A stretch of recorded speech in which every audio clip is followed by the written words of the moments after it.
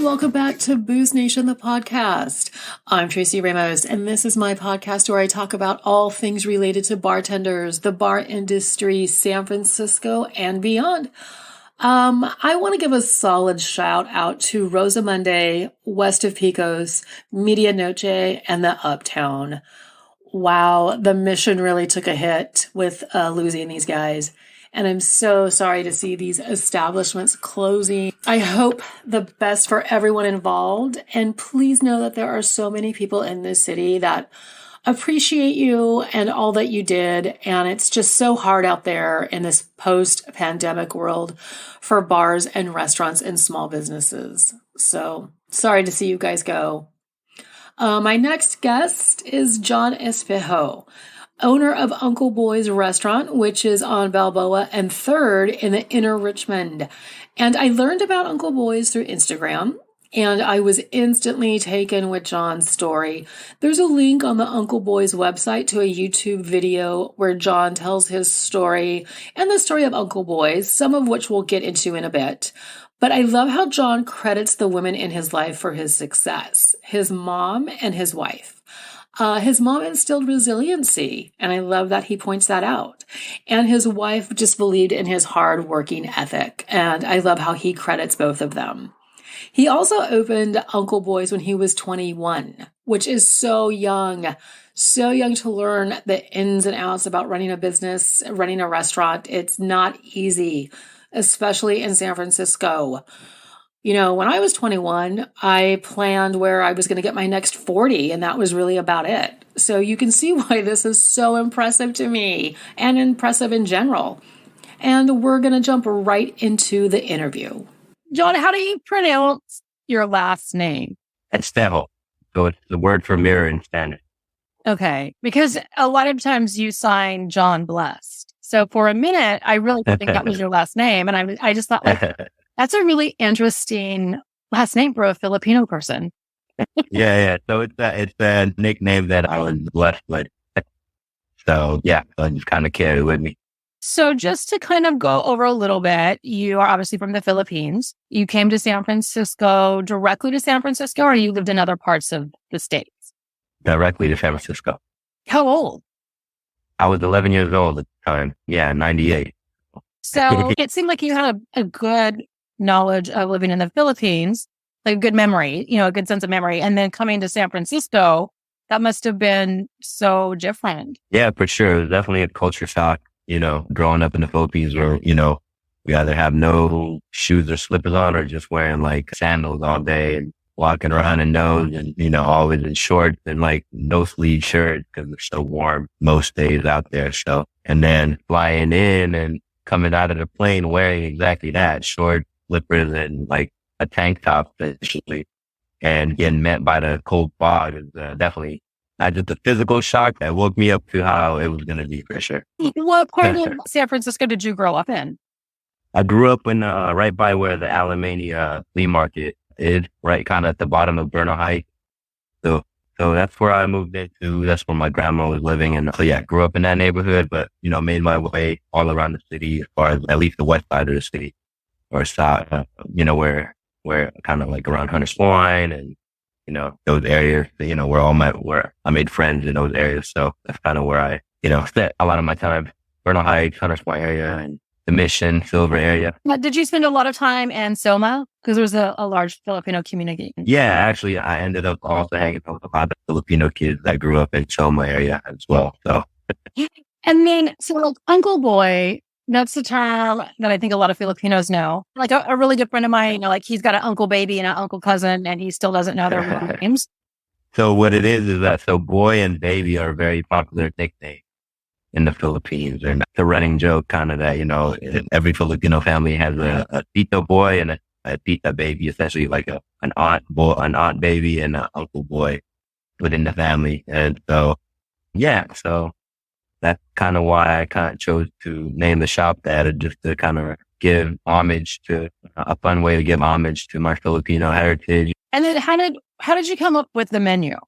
Honestly, so when we first opened, the menu was so huge. It had everything from like corn dogs, the burgers, obviously, chicken wings, and there's like everything that you can kind of think of as far as like fast food, fried and grilled type of fare. But over time, obviously, we shrunk it down and decided to go with, the items that would actually sell. And like, especially in the space that we were in, it's a very small space. Most people's rooms are bigger than our whole kitchen and whole restaurant area there. But we're really very thankful for the outdoor seating now, because now we actually have a seat for people to sit on. But yeah, so how I came up with the menu, honestly, just like over time, just trying different things with a couple of the cooks that have come to work for me, and also, ideas that, you can kind of see online, and like you play with it, and then just kind of coming up with our own little special sauce, stuff like that,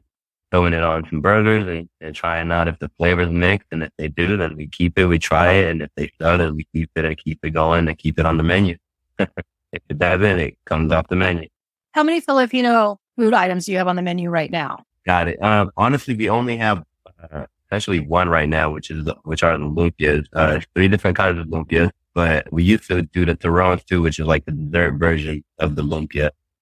But kind of took that off. It wasn't selling too much, so took it off the menu. So yeah, now we only have the lumpias. We were trying to come up with a few versions of like Filipino flavors on our burgers, but our space just doesn't have enough space for us to have the tools that we need to kind of make those type of sauces and those types of flavors come out properly. And so yeah, so I was trying to do like adobo burgers and stuff like that, but it may still be in the cards. We'll see. Oh God, adobo burgers, that sounds so good. And how did you find this space? Because you opened this space about 10 years ago. Yeah, about going on 14. 2009 is when we opened, but I originally got the lead for it in 2008. It just took a whole year to like get everything situated, get everything, fixed up and permitted. And then, yeah, we were able to officially open for the public in 2009. So how I found it was I was dating this young lady who is now my wife, actually. She used to go to USF, and she ended up moving from the dorm to the apartment on Balboa Street there on 4th and Balboa. And, I'd come visit her every so often. And one day I kind of just saw the place for rent right below her room. And, I've always wanted to do my own business. So just kind of took a leap of faith. I didn't even have an actual plan of what I was going to do with the space, but, approached the owner of the building and said, hey, I'm interested. Like, so can I turn in an application to get the place? Lo and behold, he ended up letting me rent it. So here we are now. Wow. That is such an interesting story, because you hear about so many terrible landlords that really make things difficult for a small business. They are so rigid that they will just do anything not to negotiate a lease or negotiate rent. Like during the pandemic, like so many landlords still demanded the full rent, the full amount. Right. It sounds like you had a great, a really good experience. That's awesome. Yeah, I mean, it's not perfect. They're not perfect, but I'm thankful for them for allowing me to, first of all, come in and rent the space, in the beginning when I had no prior experience whatsoever. And yeah, I've put in a lot of money into their building, so it's been a good symbiotic relationship, I guess. Hopefully, we can keep making it to be that way. But yeah. Definitely count my blessings. Also, as far as the pandemic, I'm sure if I was closed, they probably, I don't know. I can't speak to them, but I'm glad that I didn't have to really close too long, because the pandemic started and then they told us everybody was supposed to shut down. And then like, I forget if it was like a month or two later where they were like, all right, like you guys can do that. We were already pretty much designed like that for people to take their food to go anyway. So like that kind of worked to our advantage. And yeah, we were able to keep operating. And so because we were open, we never had to miss rent, really. I can see how your space would be, like perfect for anyways. So you really didn't have to shut down during the pandemic. Yeah, not for too long. There was like a month or two, I can't even remember now. Geez, my memory shot, but there was about a month or two, I believe, that we weren't able to operate because of the mandate, the city mandate. But yeah, after they told everyone that we can do to-go orders and stuff like that, and then we, right away opened up and got it going. So, and yeah, because of the pandemic, as well, we were, given the chance to get the outdoor seating set up. And so that kind of expanded our space to actually let people sit down and eat. Now, this is the parklet that you're talking about. Are you going to keep the parklet? Because there seems to be some issues now with the city and having everything up to code, which we don't know what a code is, but right. right. What are your thoughts about expanding or keeping your parklet? Definitely want to keep it. We've applied to keep it. We're in the process. We're going through that process, like you mentioned right now, of like getting it up to code and all of that, which seems to be an evolving process as far as like what that code is exactly and what those things are. But yeah, we're working with the DPW folks and making sure that we get all that information from them and then moving accordingly. Because yeah, we definitely like to have the parklet there. I think it's a good look for the neighborhood. I also get I understand why they would want certain codes, like safety codes and stuff along with it. But, let's also not be so rigid to where it's like people can't have that option at all. Exactly. On Balboa, Mm-hmm. kind of a sleepy little street, but you have that, 2 blocks. It's just a lot that's happening. I like it. How has that evolved since you've been there, do you think?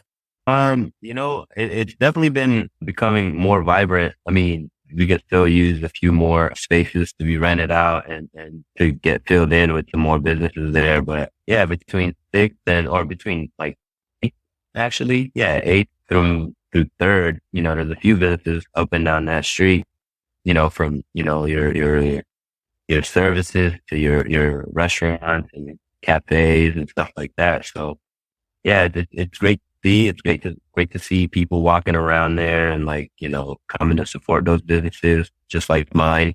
It's a great neighborhood. So we hope that it continues to grow and continues to kind of amass more people interest to coming in there and supporting the businesses and enjoying themselves out there, because there's great food. There's some good little businesses to come visit. There's like a bookstore there that's super interesting. It's kind of different. There's like an art, like little museum kind of thing right there on 8th and Balboa, I believe. And then you got different types of food being served out there. So it's great. Yeah. We want to get it to grow as Clement has grown to what it is now. Clement Street is always lively. So that's awesome. And we would love to be the same way. And did you know that the Richmond just got voted one of the coolest neighborhoods? I saw that actually, yeah. Which, hey, I agree. I mean, the inner Richmond district is awesome. I love the neighborhood. I love the people in the neighborhood. Everyone's pretty cool and just supportive and it's nice people. I can't really recall running into anyone that I dislike so far, and hopefully I never do. We'll see. The whole Richmond is really just this great, cool secret until now. For sure. The Balboa Strip in the outer Richmond and the Balboa Strip in the inner Richmond, for sure. It's getting up there, and hopefully we can keep farming our land, keeping it vibrant. So we got to get these landlords to rent their spaces out, man. Yeah, it's been a rough 3 years, and I don't really think a lot of people are out of it. What about some of the donations? When did you start donating, and what did you start donating? Yeah, so we did light donations, before the pandemic. We would work with, different organizations here and there, but not too often. Like organizations from USF and also organizations around the city. And then when the pandemic hit, then that's kind of when we were like, you know what, we have all these ingredients that we're not selling out anyway. And so let's just start cooking it up and giving it away to the neighborhood. Why not? So we started doing that. And then we also started working with more organizations, nonprofit organizations around the city that do food giveaways and stuff like that to kind of support the less fortunate, walking around and living on the streets and things like that. So yeah, so we got that going. We during the pandemic time, we were doing it every Monday. We just cook up as much as we have in the store, and then just once it runs out, that's it. That was great because it made us really proud to be part of the community and just seeing everybody come out, even if they weren't quite needy or anything like that, but just people coming out and making it feel vibrant around the city or around the area. Like, it was good to see people coming out, people talking, people being grateful for what we were doing at that time. Yeah. So definitely was blessed enough to be able to do that during that time. Still keeping it going now. We don't post about it or anything like that, but we still, part of our profit is still used to work with certain organizations here and there, and also through giveaways that for, homeless and stuff like that. When you say that you're still doing this, how often are you able to do this? Like once a week, once a month? About once a week. And then sometimes, like I said, the organization would reach out to us like, hey, we want to do this food giveaway at a school or food giveaway on the streets in the PLs or anything like that. Then, whenever that opportunity kind of arises, then, we work with them and try to participate. It's so rough out there. It is rough. Yeah, for sure. How did you find your second? Do you want to air, or do you want to talk about your second location?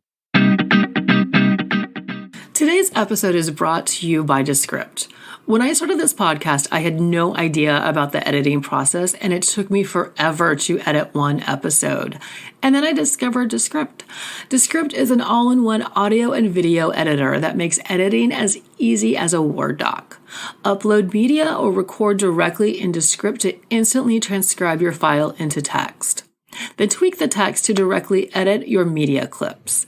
Edit out filler words and silent gaps with a single click. Record your screen and webcam for presentations and video messages, and edit out mistakes before publishing. Use pro editing features such as non-destructive multi-track editing, live collaboration, auto captioning, exports, and much more. I'll have a link in the show notes, and you can try it out now. Yeah, why not? Yeah. So I actually did not find a second location. It found me.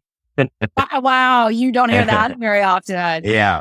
So one of our avid supporters who would come in at least once a week, and it still does come in once a week to, get his cowboy burger, ended up buying and reopening Bar None. I don't know if you recall Bar None at all in the Marina District. It used to be called Bar None now. And so he bought that and renting the space. He didn't buy it, but he's rented out the space. Bar None closed down.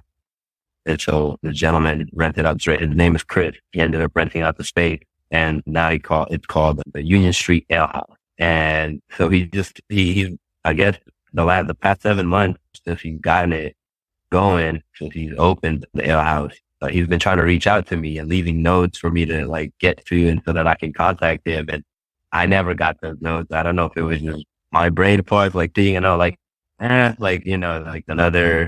another person trying to take my money or something like that. But I never paid attention to it. And finally, one of my employees was like, hey, this guy's been trying to reach out to you almost every week, you need to call him.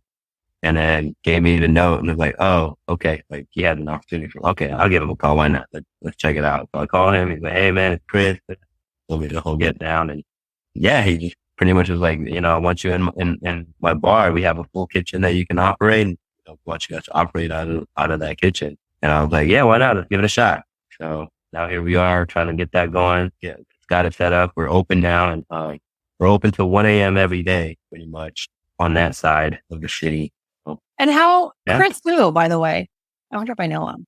I'm sure you do know him because he was a bartender and a bar manager all throughout the city for a long time. He's originally from the East Coast. So he managed a few bars and did all over the city. So, and I know you do the whole bar hopping podcast thing. So. You know how small this city is, physically, right? So when you're in the restaurant bar community, it's even smaller, and you really are kind of two separations from each other. It's like everybody's kind of your second cousin. It's kind of that's kind of like that relationship. Yeah, just like Filipinos, everyone's family. The whole village is your family, even if you're not blood. I hear you. I love it. So the new bar, please. What's the name of the bar again? The Union Street Ale House, and now serving Uncle Boyd. What time do you start serving food? So we start serving food Monday, Tuesdays. We start at 4 p.m. and end at 1 a.m. And then Wednesday, Thursday, we start at 11 a.m.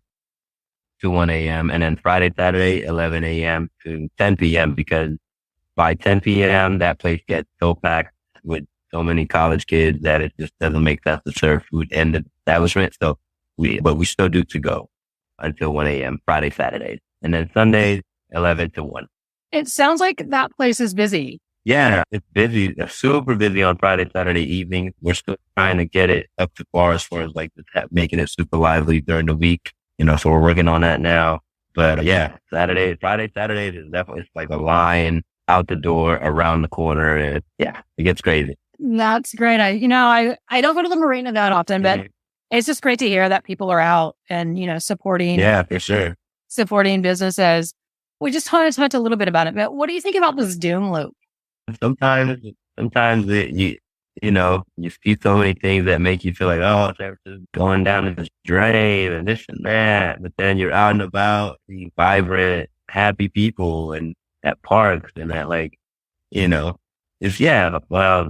there's no denying there's an issue within the city that needs to get fixed for sure. And I don't know how to solve it myself, but there's definitely an issue to be fixed there. But it's also, I think, overblown when, the other part of it isn't considered. There's plenty of people out there enjoying the city, loving the city and being out there, spending their time out in parks, in public and these businesses. So it's like, I wish people also reported on that as well, on that side of the story. Because, when all you see on social media and the news coverage is that San Francisco is like this nasty place that's going down a drain, then all these businesses suffer when that's, you know what I mean? Because people see that, people don't want to come out. And, people from out of town don't want to come out. San Francisco relies heavily on tourism. So when people see those kind of things on the news, on social media, they're like, that would probably make them stay away, right? So yeah, they're like, yes, report on the bad things, but also report on the good things. I think it's only fair, and it's only fair for the small businesses that are suffering because of this whole doom scenario that's being reported on, There are some definite issues. Yeah, 100%. In San Francisco, but I just don't really like the narrative that the whole city is like this and there's nothing we can do to get out of it. Right. It's almost like all these people just want it to burn down and we start over. No, that's not the solution. There's plenty of people out there who are, doing the work to try and get this thing going. So, maybe let's support those people and go from there. Find a solution together instead of always doing the whole division thing. I agree. How many days a week do you work? Right now, every single day because of the new place. Yeah, 12 to 14 hour shifts. But before we got this new place that I'm trying to establish with Crit at the Union Street Ale House, honestly, I was only coming to work maybe twice a week. The rest of the week would be a couple hours in the morning just to get everything situated, get all the, ingredients we need and all that and get that all situated. And then I trust my guys, my employees that I've had for a while to, be able to run the business without relying on me to, micromanage them throughout the day. So, I trusted them enough to do that. So I feel blessed to have that, with those guys that I have on Balboa. But yeah, so the whole reason why I kind of stopped coming to work as much and for as long before even this second location is because, my wife got pregnant. I wanted to be there for her, supportive with her, of her. And then, she gave birth and now we have a baby. So, instead of trying to rely on different babysitters every other day, we'd rather have, mom and dad be here for him. Wow. How old is he? He is going on a year and a half, 18 months. Is he going to dress up for Halloween? Yeah, he is. We are dressing up as the Wizard of Oz. So he's going to be the Cowardly Lion. I'll be the Tin Man, and the wife, Christy, will be Straw Man, or the Straw Man, the Scarecrow. Yeah, Scarecrow. There you go. And then our dog Mia will be Dorothy. That's a great idea. Yeah, Halloween. Oh, it's such a great time in the city. See, this is another thing that people don't comment on about what a great time it is to be in San Francisco on Halloween. 100%. I agree. And I saw something saying that the Castro Street event is coming back too, and they're not going to do any street barricading or anything like that. But yeah, I saw that thing that's coming back. So that's hopefully going to be something great for the city. Yeah. Looking forward to it. That I am too. Oh, about your staff. Pre-pandemic, it was really hard to get to back of the house and support staff because nobody could live here. Right? Yeah. How hard was it for you to get staff? It was always hard pre-pandemic, and it's still hard to this day. At least, good staff, like, people that are not just going to come in for trading and then leave the next week or so. So you just wasted all this resource that you had to trade somebody who just left. Like, that happens a lot. Everyone knows, especially in the restaurant industry, it's a revolving door of employees. And yeah, it's no different. No different for me. It's tough. That's why I feel so blessed to have the people I do have now at the Balboa location, because they definitely hold it down for me. And I appreciate them to the fullest. So not to say they're perfect either. I'm not perfect. They're not perfect, but yeah, they definitely do a good job of keeping everything situated while I'm not there. So I appreciate them. And that's kind of what I'm having trouble with now with the new location, finding good staff to be, and that I can train and that'll stay there. There's been 5 different people that I've trained that ended up taking off to go somewhere else. And so I'm not judging them. I get it. It's not a career or life kind of thing. And it's not, that we provide the best pay per se, but it is what it is. And I try to be fair with the wages and all that, so it's hard to kind of retain good people. Yeah, it's a problem for sure. I love asking this question. What is your pet peeve with customers? Peeve with customers. Can't even name one, honestly. I'm very appreciative of anyone that comes in to do business with us that, obviously, I'd rather not deal with a customer who's always complaining about every little thing. And, but, I still do, we try to do our best to serve everybody in the way that they want to be served. So yeah. As far as pet peeves with customers, I don't know. I guess, what? This is a pet peeve. When people leave reviews on Yelp or Google that, a 1-star review, and then they don't really have much explanation of the situation, or instead of doing that, come talk to us first so that maybe we can make it right for you, instead of going straight to the Yelp and Google and then leaving those reviews, because those reviews affect livelihood. Let's be honest, right? Yeah, sometimes we mess up. That's a part of the business. Every business does mess up. But give us a chance to make it right, approach us in the moment, be like, hey, this burger wasn't, if it was a delivery order, give us a call, hey, this burger was not, whatever, and let's come to a solution instead of, you getting online and bashing us, and then we lose business because of that. And then now we got to fire people because of that, because we're losing business. And then, you know what I mean? And then it's just not a good look. I think the internet is a blessing and sometimes a curse. People.